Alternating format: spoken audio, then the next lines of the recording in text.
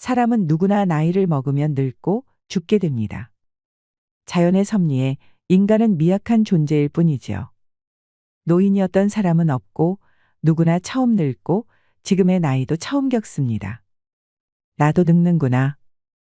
거울 앞에서 조용히 혼자 한탄하지만 늙어감에 대해 편히 이야기하고 지금보다 더 나은 노년에 대한 지혜를 구하기는 쉽지 않습니다.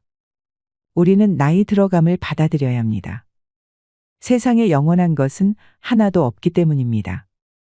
세월이 가면 싱싱했던 것들도 시들기 마련이고 존재하는 모든 것은 소멸하게 되지요. 가을이 되고 잎이 떨어져야 봄에 다시 싹이 납니다. 인생도 그런 것입니다. 기계도 오래 쓰면 닳고 고장나 부속을 갈아줍니다. 마찬가지로 나이가 들면서 약해지고 병들고 아픈 것은 자연스러운 일입니다. 하지만 막상 주름이 늘고 머리카락이 빠지기 시작하고 눈도 침침해지고 듣기도 잘 안 되고 관절의 연골도 다 닳아버리고 기억력도 떨어져서 금방 했던 말도 떠오르지 않으면 무슨 생각이 들까요? 나에게 찾아오는 노화 현상을 마주할수록 우울하고 짜증스럽기도 할 것입니다. 그렇다고 인상을 쓰거나 괴로워하거나 칭얼거리면 아무도 좋아하지 않습니다. 괴로워한다고 현실이 바뀔 것 같으면 하루 종일 괴로워만 해도 되겠지만 나이가 들면 아무리 괴로워한다고 해도 바뀌는 것은 없다는 사실을 이해하게 됩니다. 이것을 받아들이지 못하면 본인뿐만 아니라 주변 사람들도 괴롭히고 취해 보일 수 있습니다. 그러니 나만의 방식으로 지혜롭게 나이 들어가야 합니다.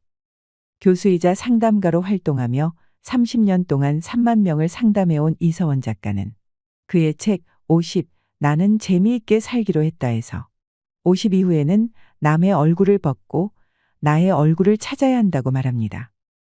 남이 원하는 삶을 살면 세상의 기준으로는 잘 사는 것처럼 보이지만 끝내 공허함과 울적함이 찾아온다고 말하죠.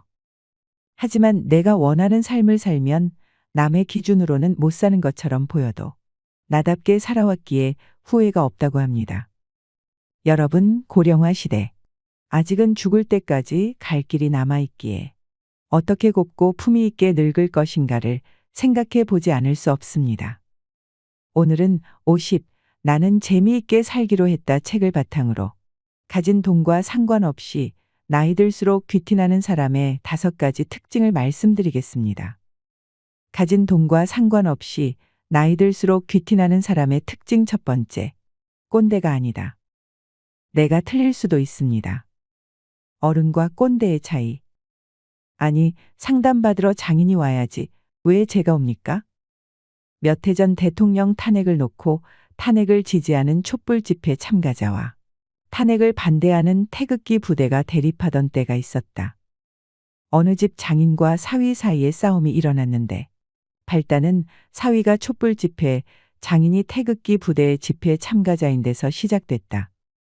일이 터진 그날 태극기 부대 행사에 참석하고 집으로 돌아온 장인이 저녁에 촛불 집회를 나가려던 사위를 향해 나라에 아무 도움도 안 되는 쓸데없는 짓을 한다고 비난했다. 발끈한 사위는 장인어른이야말로 한심한 짓 좀 그만하시라고 반박했다. 휘발유에 불이 붙은 것처럼 장인과 사위 사이에 팽팽한 긴장감이 감돌았다. 급기야 점점 목소리가 커지면서 감정 싸움이 말싸움으로, 말싸움이 주먹 다짐이 오가는 몸싸움으로 싸움이 커졌다. 곁에서 보다 못한 딸이 경찰에 신고해 경찰이 출동하고서야 싸움이 멈추었다. 결국 사위는 장인을 밀친 가정폭력 가해자가 되어 법원까지 가서 상담 처분 명령을 받았다. 상담을 시작한 첫날 사위는 격앙된 목소리로 장인이 와서 정신 개조를 해야지. 왜 내가 이런 상담을 받아야 하느냐고 항변했다. 사위는 태극기 부대는 제정신이 아니라고 목소리를 높였다. 이 이야기를 듣고 누가 맞고 틀리고를 떠나 사위와 장인이 똑같은 사람이라는 생각이 들었다. 두 사람 모두 내 생각이 100% 옳고 상대는 100% 틀렸다고 생각하기 때문이다. 꼰대는 나이가 많고 적고를 떠나 자기 이야기만 하고 남 이야기는 듣지 않는 사람. 입은 있는데 귀는 없는 사람의 다른 이름이다. 꼰대가 다른 사람 말을 들으려 하지 않는 이유는 간단하다. 들을 필요가 없기 때문이다. 자기 생각이 완전 무결하다고 생각하는 것이다. 그러나 이 세상에 완벽한 생각도 존재도 없는 걸 생각하면 자기만 옳다고 생각하는 꼰대는 어리석은 사람이다. 어리석다는 영어 단어를 사전에서 찾아보면 듣지 않는다는 뜻이 있다. 어리석은 사람은 남의 소리를 듣지 않고, 자연의 소리를 듣지 않고, 세상의 소리를 듣지 않고, 진리의 소리를 듣지 않는다. 꼰대는 남의 생각에 관심이 없고 궁금해하지 않으며 귀를 닫아버린다. 꼰대에서 벗어나려면 두 가지 조건이 필요하다. 하나는 나도 틀릴 수 있다는 생각과 다른 하나는 남의 생각을 궁금해하는 마음이다. 두 조건은 쌍둥이와 같아서 내가 틀릴 수 있다는 생각이 들어야 다른 사람 생각이 궁금해진다. 집에서 꼰대라는 소리를 아내나 아들로부터 듣고 싶지 않아 내가 쓰는 방법이 있다.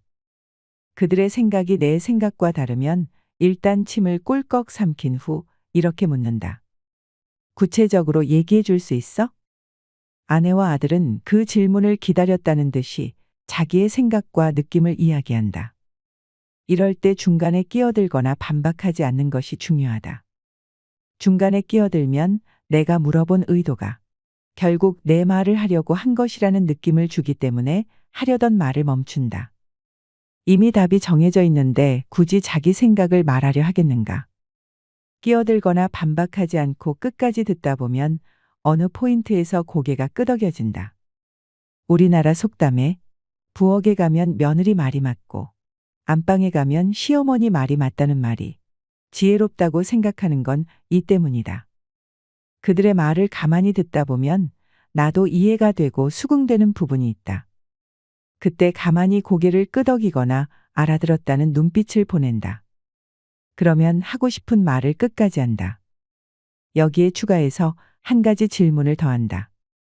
더 할 말은 없니? 이왕 시작한 말이라면 남김없이 다 해보라는 나의 배려다. 말이 이어진다면 평소 할 말이 쌓여있던 사안이었음이 틀림없다. 다행히 지금까지 아내나 아들이 더 이야기를 한 적은 거의 없다. 자기 할 말을 끝낸 아내나 아들의 표정에 시원함과 후련함이 교차하면 비로소 나는 이렇게 말한다. 내 생각을 이야기해도 될까? 아내나 아들은 흔쾌히 그러라고 한다. 자기 속이 다 비었으니 비로소 남편이나 아빠의 이야기도 듣고 싶어지는 것이다. 그렇게 내 이야기를 다 하고 나면 나도 속이 시원하다. 서로의 생각을 이렇게 드러내면 마음이 이해된다. 이제 남은 것은 양보할 걸 양보하고 얻을 걸 얻는 과정이다. 이런 과정으로 대화하면 서로 억울한 마음이 없다. 억울한 마음은 누군가 내 이야기를 제대로 들어주지 않았을 때 생기는 마음의 앙금이다. 다시 사위와 장인어른의 갈등 이야기로 돌아오면 꼰대의 반대편에 있는 사람이 어른이다. 어른이 꼰대와 다른 점은 남의 말을 듣는다는 것이다. 만약 장인어른이 그래, 오늘은 자네 생각을 한번 들어보지라고 했다면 그날 그런 사달이 났을까? 반대로 사위가 오늘은 장인어른 생각을 듣고 싶습니다라고 말했다면 어땠을까? 맥주잔을 기울이며 나라를 걱정하는 서로의 마음을 나눌 수 있지 않았을까? 각자 존중해 주자며 건배할 수 있지 않았을까? 그것이 꼰대장인 꼰대 사위를 벗어나 어른장인 어른 사위가 될 수 있는 방법이었을 것이다. 모든 대인관계의 갈등과 다툼은 결국 그와 내가 얼마나 어른인가에 따라 판가름이 난다. 내가 틀릴 수 있다는 가능성을 인정하고 상대 말을 궁금해하느냐 하지 않느냐에 따라 갈등과 싸움은 서로를 죽이는 참극으로 변하기도 하고 비 온 뒤 땅이 굳는 것처럼 아름다운 인연으로 발전하기도 한다. 나이가 들면 딱딱한 이가 빠지고 부드러운 혀와 잇몸만 남는다. 나만 옳다는 완고하고 경직된 마음을 벗고 내가 틀릴 수도 있다는 자유롭고 유연한 마음을 가지라는 뜻이다. 진정한 어른은 내가 틀릴 수 있다고 생각하는 사람이다. 가진 돈과 상관없이 나이 들수록 귀티나는 사람의 특징 두 번째. 혼자 있어도 외롭지 않다. 혼자 있어도 외롭지 않은 사람들의 비밀. 촉망받는 과학자에서 수도자의 길을 걷게 된 분을 만난 적이 있다. 물리학 박사 학위를 받고 나로호 발사에 기여하면서 명성이 쌓이고 있던 어느 날, 그는 우연히 연극 한 편을 보았다. 단지 15분이라는 연극이었는데 극중 주인공은 몸이 이상해 병원에 갔다가 15분 후에 죽습니다라는 청천벽력 같은 진단을 받는다. 병원 문을 나서는 주인공에게 전화 한 통이 온다. 재산 상속을 해줄 테니 얼른 서명을 하러 오라는 할머니의 전화였다. 15분 뒤에 죽는데 유산이 다 무슨 소용이란 말인가. 잠시 후 구애하던 여자로부터 전화가 온다. 당신의 청혼을 받아들일 테니 얼른 오라고 했다. 15분 후에 죽는데 결혼이 무슨 소용인가. 이어 세계적 과학학술지에서 전화가 온다. 당신의 논문 게재가 확정되었으니 어서 게재료를 내란다. 그게 다 이제 무슨 소용이람. 남자는 15분 앞에서 세상의 모든 욕망이 의미가 없음을 깨닫고 오열한다. 중요한 건 따로 있었다. 남은 15분을 어떻게 살 것인가였다. 연극은 그렇게 끝이 났다. 연극의 어느 부분은 그의 실제 이야기였다. 안정적인 유산을 물려받을 것도, 사랑하는 여인이랑 막 약혼식을 끝낸 것도, 과학지의 학술 논문 게재를 기다리는 것도, 미국 유학을 앞두고 있는 것까지도. 그런데 삶이 15분만 남았다면 이 모든 것이 무슨 소용이란 말인가. 15분이 15일로 15년으로 확대된다 해도 본질은 달라지지 않았다. 삶을 충실하게 살아야 했다. 가장 중요한 그것을 찾아내야 했다. 남들이 좋다는 삶을 살기 위해 발버둥쳤던 지난 날들이 떠오르면서 눈물이 쏟아졌다. 한 번 나온 눈물은 멈추지 않고 2시간 넘는 오열로 이어졌다. 진짜 나로 살기 위해 그는 수도회를 찾았다. 부와 명예와 이성 대신 깊은 진리와 영적인 삶을 사는 수도자의 길을 가게 되었다. 수사님, 수도자의 길을 가시니 무엇이 가장 좋으세요? 공허하지 않아요. 내가 나다워지고 나날이 나다움을 추구할 때 공허함은 사라진다. 공허하지 않으면 사는 게 외롭지 않다. 외롭지 않으면 나 이외의 다른 사람에게 의지하지 않는다. 사람은 혼자 왔다가 혼자 살다가 혼자 떠나는 외로운 존재다.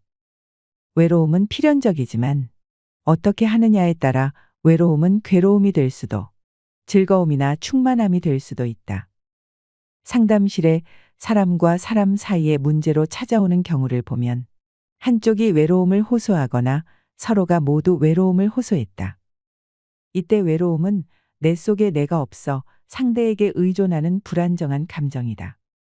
의존하는 본인은 외로움에 힘들고 그런 의존의 대상이 되는 사람은 부담감에 괴롭다. 이런 관계를 개선하려면 각자 외로움을 즐길 수 있는 사람이 되어야 한다. 주변에 외로움을 즐기는 사람을 만나기란 쉽지 않다. 내 속에 내가 단단하게 들어있는 사람이 많지 않아서다. 혼자 있으면서 즐거운 사람을 딱 한 명 만났다. 외딴섬 암자에서 10년 넘게 혼자 사는 스님이었다.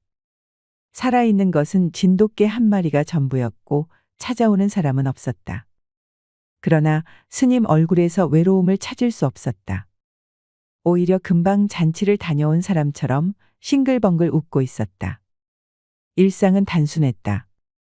새벽 예불을 보고 진돗개와 바닷가를 산책하고 참선하고 저녁 일찍 잠자리에 드는 일상이 10년 넘도록 이어지고 있었다. 스님은 하루하루가 즐겁고 사는 게 행복하다고 했다. 나는 외로움을 새롭게 이해했다. 혼자 있을 수 있다면 외로움은 더 이상 문제가 되지 않는다. 혼자 있을 수 없는 이들에게 외로움은 괴로운 문제가 된다. 스님이 혼자 있을 수 있는 이유는 간단하다. 혼자 있는 것이 즐겁기 때문이다. 무엇이 혼자 있는 것을 즐겁게 할까? 그건 자기를 좋아하고 자기에 대해 궁금해하면 된다. 자기 자신은 평생 그 속을 들여다보아도 질리지 않는 유일한 존재다. 나에 대해서는 수많은 질문과 답이 가능하다. 나는 무엇을 좋아하는가라는 질문만 놓고 보더라도 정말 많은 답이 떠오른다. 거기에 정말 좋아하는 것이 무엇인가 라는 질문을 더하면 갑자기 진지해진다. 그리고 정말 좋아하는 것이 정말 중요한 것인가를 묻게 되면 나에게 깊이 들어가게 된다. 그런 질문 하나가 과학자를 수도자로 만든 것처럼 한 사람의 인생을 송두리째 바꿔놓기도 한다. 50이 넘어 인생의 오후쯤 되면 좋은 사람을 만나고 싶어진다. 여기서 좋은 사람이란 공허하지 않은 사람이다. 스스로 자신이 누구인지 알고 무엇을 원하는지를 알기에 외로움을 즐긴다. 자기 속이 단단한 호두처럼 야무진 사람이다. 혼자 있어도 외로워하지 않고 같이 있어도 어색해하지 않는다. 그런 사람이 부부라면, 친구라면, 직장 상사와 부하라면, 학교 교수와 학생이라면 건강한 관계다. 내가 외로움에 의연할 때 혼자여도 좋고 둘릴 때도 좋은 사람일 수 있다. 관계를 잘한다는 것은 다른 사람과 잘 지낸다는 의미가 아니라 내 속에 나와 내가 사이좋게 지낸다는 의미다. 관계의 으뜸은 나와 나의 관계다. 가진 돈과 상관없이 나이 들수록 귀티나는 사람의 특징 세 번째. 말을 예쁘게 한다. 부부 사이에 절대 하면 안 되는 말. 먼저 세상을 떠나는 남편의 이야기를 담은 다큐 프로그램을 아내와 함께 보는 중이었다. 다큐 속 남편이 아내에게 미안하다, 고마웠다는 말을 남기는 장면을 보면서 아내에게 물었다. 여보, 내가 먼저 세상을 떠나면 당신에게 무슨 말을 남기고 떠날까? 아무 말도 하지 말고 가요. 지금까지 들을 말 다 들었으니 애쓰지 말고 그냥 말없이 떠나요. 나는 아내 말에 큰 소리로 웃었다. 20년 가까이 결혼 생활을 하면서 내가 아내에게 가장 마음을 많이 쓴 것도, 가장 점수를 많이 받은 것도 같은 것이었다. 그것은 말이었다. 배우자에게 말을 예쁘게 하면 사랑받는다는 것은 동서고금의 변함없는 진리라고 믿기에 아내에게 예쁘게 말하는데 많은 에너지를 써왔다.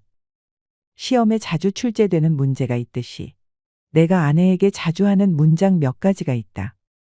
첫 번째는 당신이니까 이 정도 하지라는 말이다. 아내는 이 말을 아무리 많이 들어도 질려하지 않는 것 같다. 사람이 신과 다른 점은 완전하지 않다는 데 있다. 그래서 사람은 자신에 대해 불안한 마음을 늘 가지고 있다. 그것은 혹시 내가 못하면 어떻게 하지라는 걱정으로 자리 잡는다. 계란 후라이 하나를 만들어도 이게 맛있게 잘 되었나 염려되는 게 사람 마음이기에 가장 듣기 싫은 말은 겨우 이것밖에 못했어 라는 말이다. 그러지 않아도 걱정하는 사람에게 이 말을 하면 폭탄을 퍼붓는 격이다. 설령 제대로 못해서 이 말을 했다 하더라도 이 말은 듣는 사람을 발끈하게 만든다. 그럼 내가 해보든가 하는 반발심마저 든다. 요리든 일이든 아내가 한 것에 대해서는 당신이니까 이 정도 하지라고 말한다. 이 말에 아내는 불안한 마음이 사라지고 안정감과 자신감을 느낀다. 그리고 그런 마음을 가지게 해준 남편을 고마워하고 좋아한다. 말 한마디로 아내의 사랑을 받는데 하지 않을 남편이 어디 있을까? 두 번째는 당신이 제일 예쁘다라는 말이다. 이 말도 아내는 지겨워하지 않는다. 제주도에 출장을 가서 아내에게 전화했다. 여보, 이상한데? 왜? 왜 제주도에 당신보다 예쁜 여자가 없지? 아내는 한술 더 떠서 말했다. 거기만 없어? 아, 맞다. 서울에도 없지. 예쁘다는 말은 상대적인 미의 기준이다. 실제 예쁜가 예쁘지 않은가 보다 훨씬 더 중요한 것은 남편이 아내를 예쁘다고 생각하고 스스로도 예쁘다고 생각하는 것이다.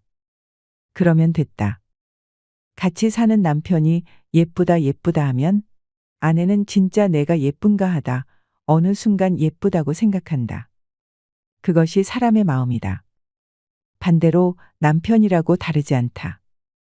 세 번째는 내가 복이 많아서 당신 같은 여자를 만났지라는 말이다. 돌아가신 장모님이 나에게 몇 번이고 하셨던 이야기는 이서방이 착하게 살았으니까 우리 딸을 만난 거야 라는 말씀이었다. 이제 유언이 된 장모님 이야기를 떠올릴 때마다 정말 내가 악하게 살았으면 이렇게 좋은 사람을 아내로 만났을까 하는 생각이 절로 든다. 결혼하기 전부터 복덩이를 줄인 말, 복디라고 아내를 부른 나는 결혼 후에는 시간이 날 때마다 아내가 조금이라도 나를 위해 무언가를 해줄 때마다 내 복이 많아서 당신을 만났다는 이야기를 잊지 않고 했다. 이 세 문장을 아내에게 자주 하니 어지간한 갈등은 눈 녹듯이 사라졌다.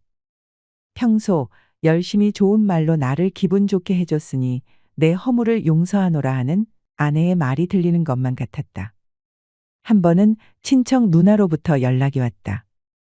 남편이 다 잘하는데 가끔 말을 가슴 아프게 할 때가 있다며 내가 아내에게 말을 잘하니 우리 남편도 너처럼 말 예쁘게 하라고 상담해 줄 수 없겠냐는 것이었다. 이 사실을 아내에게 자랑했다. 다 잘하는데 말을 못되게 하는 남편을 상담해 달라고 하시네. 내가 말을 예쁘게 잘하긴 하지?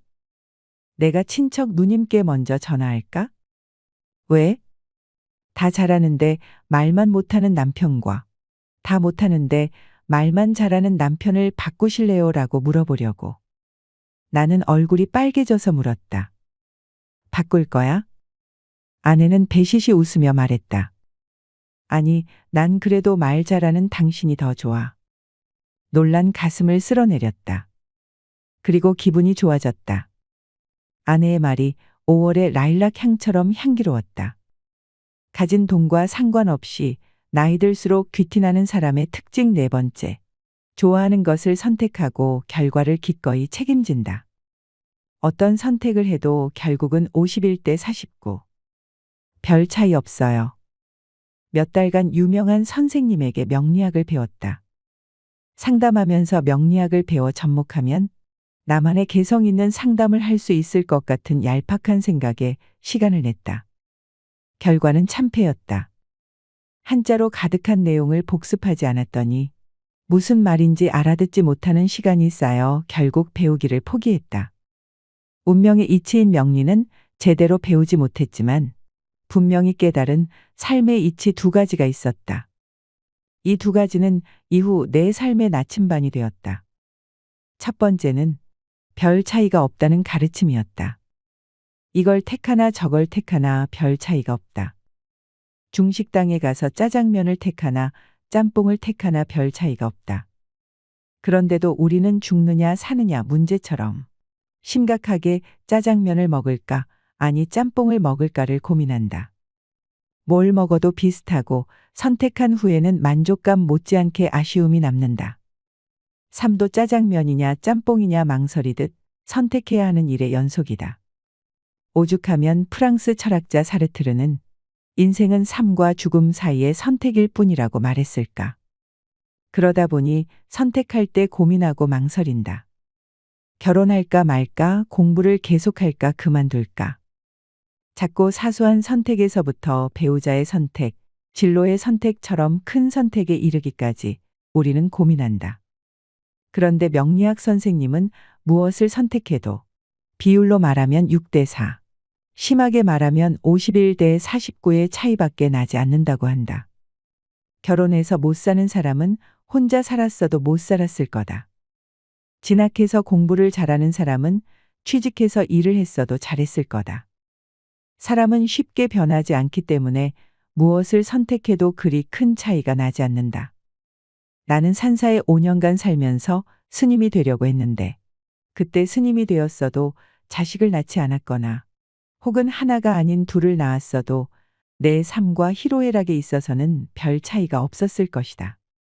이 이치가 맞느냐 틀리느냐를 떠나 내 삶을 즐겁게 살아가는 데는 큰 나침반이 되었다.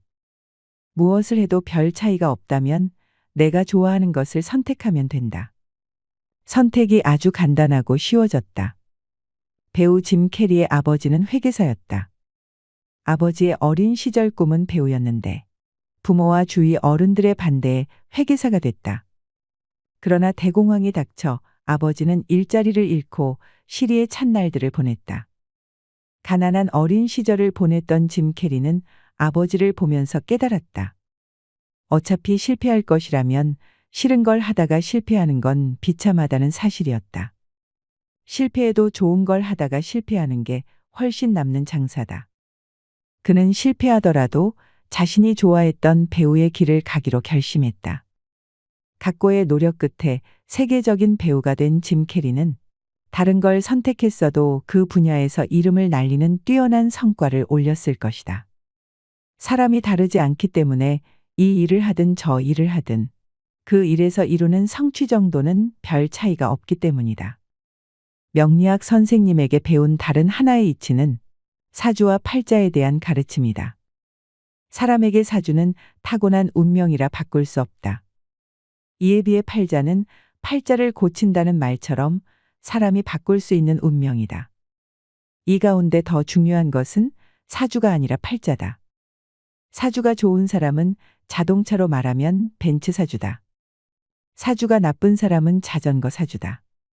그런데 아무리 벤츠라도 벌목하기 위해 산에 임시로 낸 길, 임도를 만나면 제 속도를 내지 못한다.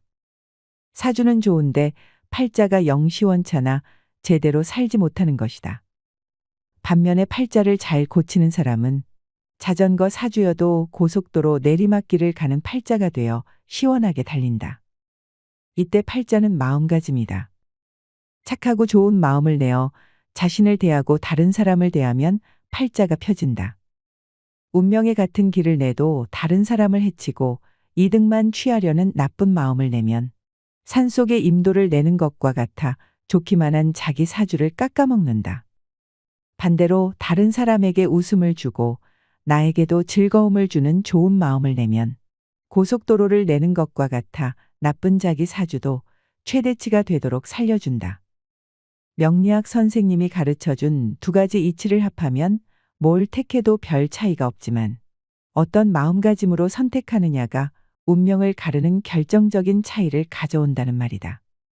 선한 마음으로 선택하면 뭘 택해도 좋고 악한 마음으로 선택하면 뭘 선택해도 고통스러운 일이 생긴다는 이치다. 나는 이 두 가지를 일상에 적용하는 삶을 살고자 마음을 쓰고 있다. 선택할 때는 가볍게 한다. 무엇을 선택하느냐에 대해 고민하는 시간을 줄이고 어떤 마음으로 선택할지 생각하는 시간을 길게 가진다. 나의 선택으로 나도 웃고 남도 웃는가? 아니면 나는 웃지만 남은 우는가를 생각한다. 나도 웃고 남도 웃는 선택이라면 마음에 드는 것으로 미련 없이 선택한다. 그리고 결과는 담담하게 받아들인다. 다른 걸 선택해도 별 차이가 없었을 것이라 믿기 때문이다. 선택은 내 삶에서 나만의 길을 만든다. 틀린 길은 없다. 결혼식을 할 때 돈을 많이 쓰는데 이때 하는 말이 딱 한 번 하는 결혼인데 처음 입는 예복인데이다. 생각해보면 결혼만 그런 게 아니다. 모든 일은 우리가 처음 하는 일이다. 그래서 선택이 항상 문제가 된다. 가볍게 선택하면 좋겠다. 별 차이가 없기 때문이다.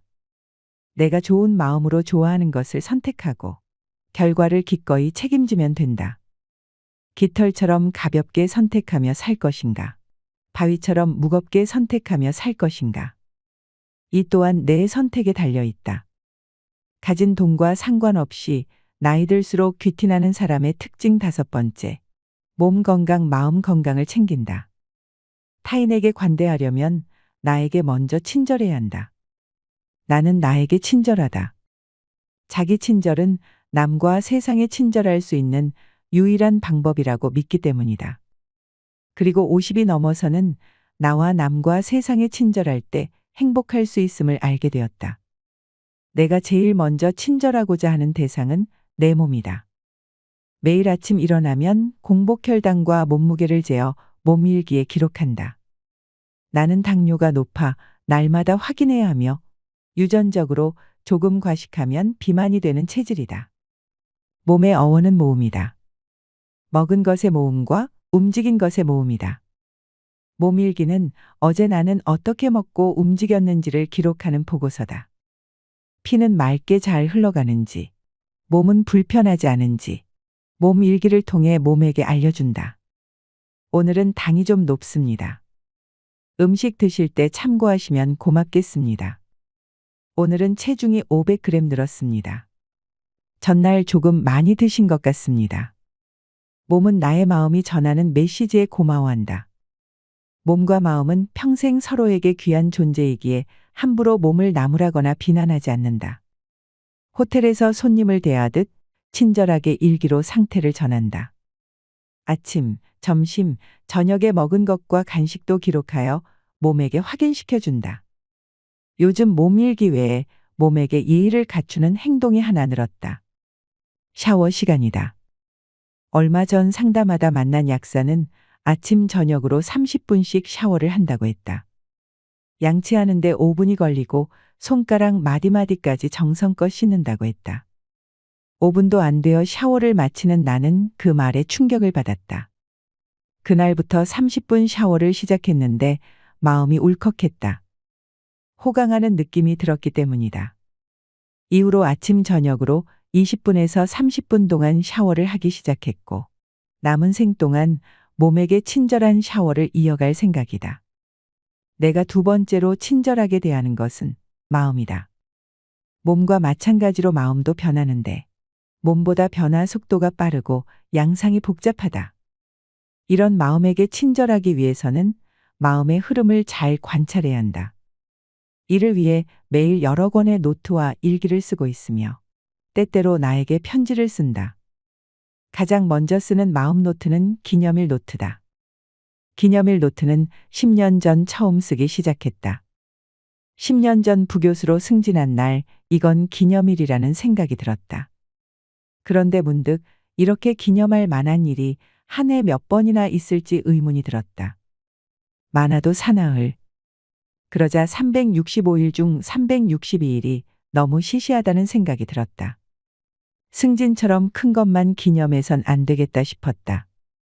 마침 그날 끓인 라면 국물 맛이 기가 막혔다.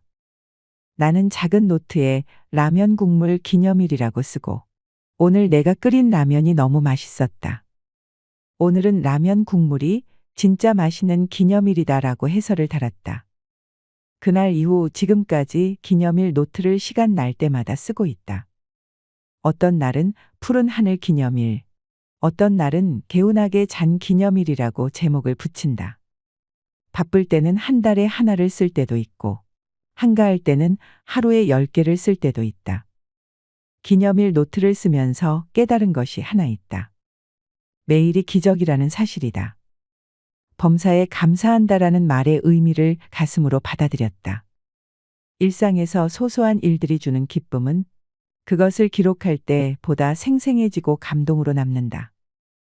아인슈타인이 사람은 모든 것이 기적이라는 사람과 그 무엇도 기적이 아니라는 사람으로 나뉜다고 말했다는데 기념일 노트를 쓰고 난 후 모든 것이 기적이라는 것을 마음으로 느끼게 되었다. 기념일 노트와 함께 잠자기 전에 쓰는 일기가 2권 더 있다. 한 권은 감사일기이고 다른 한 권은 배움일기다. 감사일기는 그날 있었던 가장 기분 좋았던 일 하나를 쓰고 거기에 관련된 사람이나 상황에 무엇이 감사한지를 적는다. 그러면 기분이 더 좋아진다. 배움일기는 반대로 그날 있었던 기분 나빴던 일 하나를 쓰고 그 일로 내가 배운 것이 무엇인지를 적는다. 감사일기는 금방 쓰지만 배움일기는 시간이 좀 걸린다. 기분 나빴던 사건에서 배울 점을 찾기란 쉽지도 유쾌하지도 않다. 그러나 반드시 배울 점이 있다. 다른 사람이 나에게 무례했다면 그 사람을 통해 내가 사람들에게 예의를 갖춰야 함을 절실하게 알게 되었다고 적는다. 그러면서 나는 누구에게 무례한 적이 없었을까 돌아본다. 감사일기는 나를 행복하게 만들고 배움일기는 나를 겸손하고 성숙하게 만든다. 일기를 쓰고 나면 내가 얼마나 복이 많은 사람인지 알 수 있다. 또한 내가 배움을 좋아하고 스스로를 성장시켜 나간다는 사실이 확인돼 흐뭇한 마음으로 잠자리에 든다. 마지막으로 나에게 편지 쓰기는 20년 가까이 하고 있다. 편지는 사랑하는 서원에게, 서원아, 요즘 고생이 많다 같은 말로 시작한다.